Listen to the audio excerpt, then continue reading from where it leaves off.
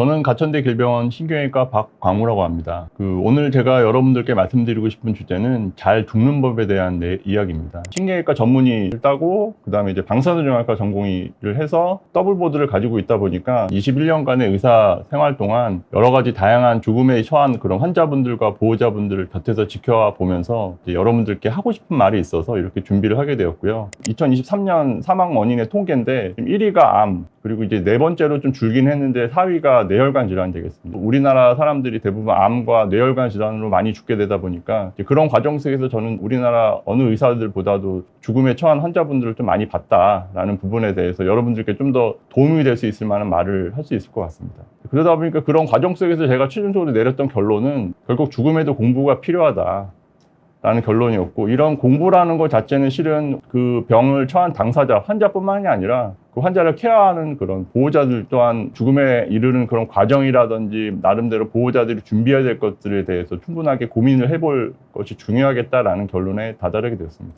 이거는 이제 영화 속에서 한 장면인데, 보시는 것처럼 이제 신세계 영화 속에서 주인공이 이제 자기 부하한테 유언을 남기는 장면인데요. 아시는지 모르겠지만 대부분 자기의 죽음의 과정에 있어서 유언을 남겨서 죽을 수 있을 거라고 생각을 하게 되겠지만, 실질적으로 이렇게 죽을 수 있는 사람은 극히 드물거든요. 대부분의 경우는 중환자실에서 인공호흡기에 의존해서 의식 없는 채로 돌아가셔서 사망하시는 분들이 많기 때문에, 결국 이 영화 속에서 이렇게 자기가 하고 싶은 말, 유언을 남기면서 죽는다는 것 자체가 대단히 드문 일이고, 그러다 보니까는 여러분들께서는 영화 속 설정에 불과한 거고, 내가 어떻게 죽음을 준비를 할 수 있을지에 대해서 고민해보는 게 중요할 것 같습니다. 먼저 제가 신경외과 전공의 하면서 가장 좀 흔하게 봤던 병 중에 하나인데, 보시는 것처럼 이제 뇌동맥류 출혈이라는 게 있습니다. 보시는 게 이 아래쪽에 이렇게 머리 안에 있는 동맥이 꽈리처럼 부풀어져 있는, 혈관 벽이 얇아지는데 이렇게 꽈리처럼 부풀어져 있는 자리들이 어느 날 이유 없이 갑자기 빵 하고 터지게 되면 그 위에 보시는 것처럼 이렇게 뇌동맥류 출혈이라는 게 생기게 되고, 문제는 이런 뇌동맥류 출혈에 의한 동맥 파열이 생기게 되면 이 압이 높다 보니까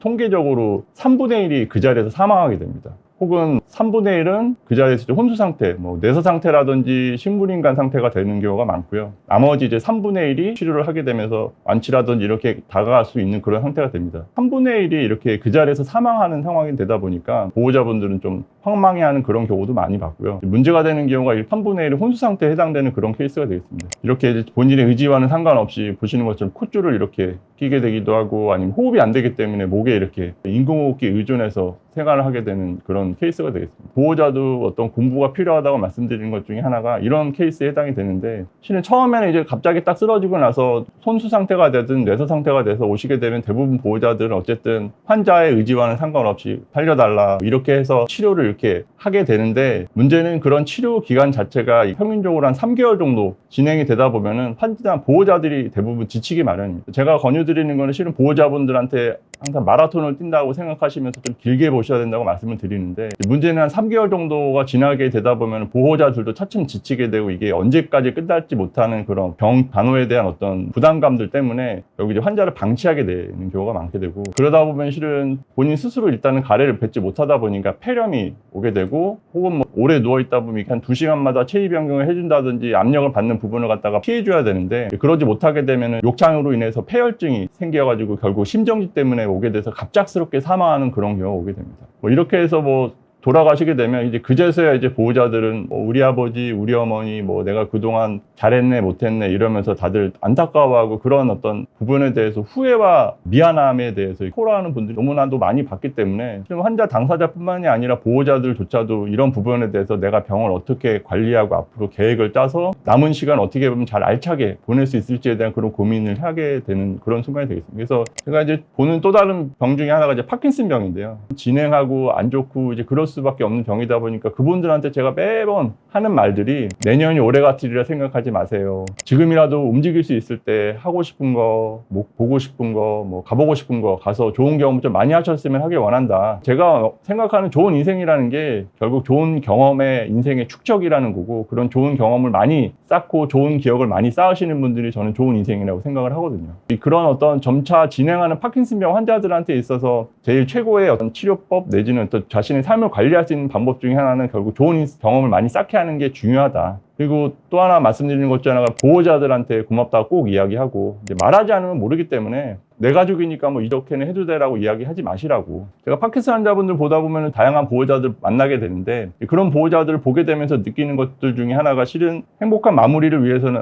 좋은 보호자도 되게 필수적이겠구나라는 생각을 되게 많이 해보게 됩니다. 여러 가지 신경외과 환자들을 보아오다 보니까 결국 제가 내렸던 결론 내지나 뭐 교훈 같은 거는 내일 죽더라도 후회 없는 삶을 사는 것 자체가 나의 어떤 잘 죽기 위한 방법이 아닐까. 왜냐하면 제가 이렇게 열심히 환자를 본다고 하더라도 제가 침대에 누워있는 환자가 될 수 있는 상황이 언제든지 보여지다 보니까 제 입장에서는 실은 내일 죽더라도 후회 없는 사는 것 자체가 되게 잘 죽기 위한, 잘 죽는 법이 아닐까라는 그런 교훈을 얻었던 그런 신경외과 수련 과정이었던 것 같습니다. 저는 이제 두 번째로 이제 방사선 종양과 전공의를 다시 하게 됐는데요. 이제 암 환자분들을 보다 보니까 제가 느꼈던 것 중에 하나가 뇌출혈, 뇌경색 환자분들이 갑작스럽게 황망하게 돌아가시는 케이스들과는 다르게 암 환자분들이 이렇게 본인의 삶을 정리하고 준비할 수 있는 그런 시간을 주기 때문에 어떻게 보면은 상대적으로 축복받은 그런 병이 있지 않았나라는 그런 생각도 해보게 되는 그런 수련 과정이었습니다. 대부분의 경우 암 환자분들은 이렇게 막 나는 죽어서 편안하게 편안한 얼굴로 이렇게 보호자들과 온화한 그런 모습으로 죽을 수 있을 거라고 생각을 하지만 실은 대부분의 경우는 이제 암이 더 진행되면 진행될수록 신경을 파고들어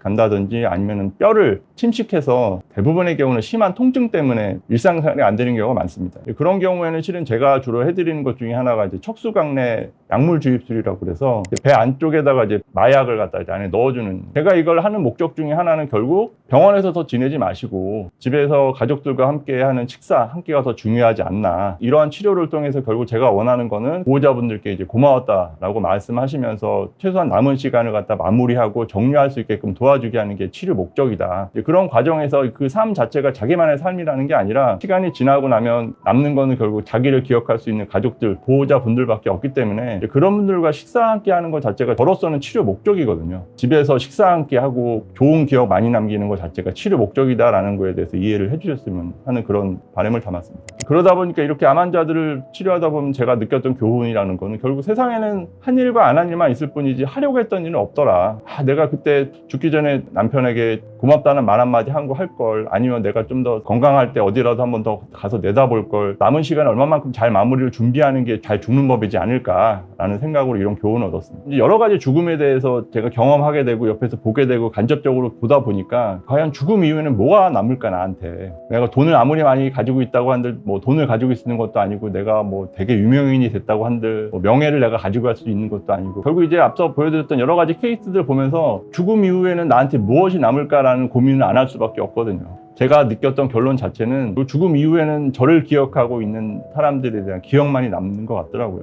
그러니까 제가 뭐 좋은 아빠일 수도 있고 아니면 어떤 뭐 좋은 선후배, 좋은 의사 뭐 이런 식으로 어느 사람들한테 있어서 좋은 기억만 남게 되는 것 뿐이지 이 외에는 죽음에 대한 가치관을 바꿀 수 있을 만한 그런 결과물은 없는 것 같더라고요. 그러다 보니까 저는 실은 돈 한 푼 더 하기 위해서 뭐 올라가기 위해서 해봤자 아무 의미 없더라. 오히려 이제 그런 부분에 대해서 저 친구 참 어땠더라, 뭐 어떤 친구였지 그러면서 그 저를 기억하면서 오히려 이제 그런 거 자체가 내가 죽었을 때 나를 좀 위로하게 되는 한 방법이지 않나라는 그런 생각을 많이 해보고 있습니다.